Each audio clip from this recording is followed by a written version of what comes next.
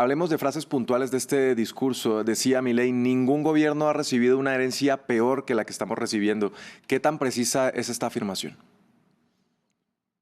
Bueno, sobre esa cifra hay debate porque efectivamente hubo muchas crisis en la Argentina. O sea, la crisis de la hiperinflación tan conocida de 1989, la crisis del 2001 y esta crisis que yo diría es una crisis que no se puede circunscribir a los últimos 4 años del gobierno de Alberto Fernández, sino que habría que por lo menos circunscribirla a los últimos 10 años, entre los cuales no solamente habría que incorporar el gobierno de Cristina Fernández de Kirchner, sino también el de Mauricio Macri.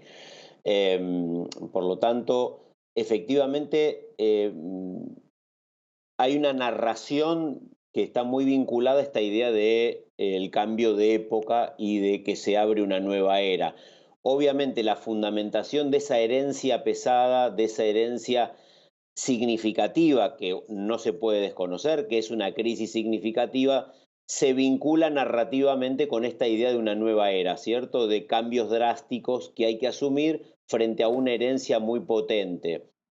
Si uno habla de herencias en términos objetivos, no podemos olvidarnos la herencia que deja el peso de la deuda externa, del endeudamiento externo del gobierno de Mauricio Macri al gobierno de Alberto Fernández. Pero efectivamente el deterioro económico de los últimos años fue tan fuerte que el peso de ese endeudamiento agravó la situación y a esa situación obviamente se empeoró más con algunas medidas del último gobierno, con lo cual es un poco difícil establecer el punto cero de la crisis. Lo que sí podemos decir es que hay una crisis significativa y que el endeudamiento externo que se arrastra del gobierno de Mauricio Macri es uno de los detonantes de la crisis que podemos observar los últimos 4 años.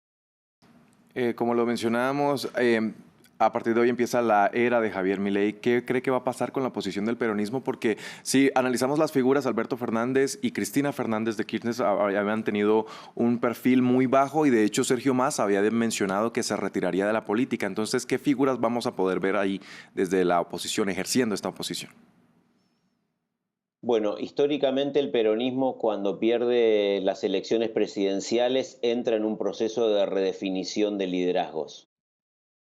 Esto no creo que sea algo que vaya a ser distinto a otras épocas. Posiblemente el tenor de la discusión al interior del peronismo sea de otra manera, pero lo que vamos a ver ahora es una discusión en torno a los liderazgos, donde habrá que sopesar los liderazgos provinciales o los liderazgos de las grandes provincias, en este caso el de la provincia de Buenos Aires, o la participación que pueda tener Cristina en los armados políticos futuros.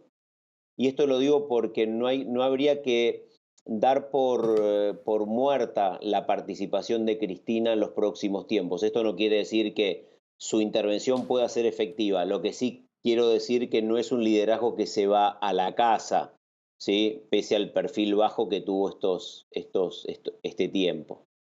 Así que sí, se abre un debate al interior del peronismo y el peronismo además ese debate lo va a transitar entre los logros y obviamente los Sí. problemas que tenga el gobierno de Milei. Entre la virtud, digamos, y los problemas que tenga Milei, en el caso de que los tenga, Sí. se va a discutir el nacimiento, digamos, o no, de un nuevo liderazgo o de un conjunto de liderazgos en el peronismo.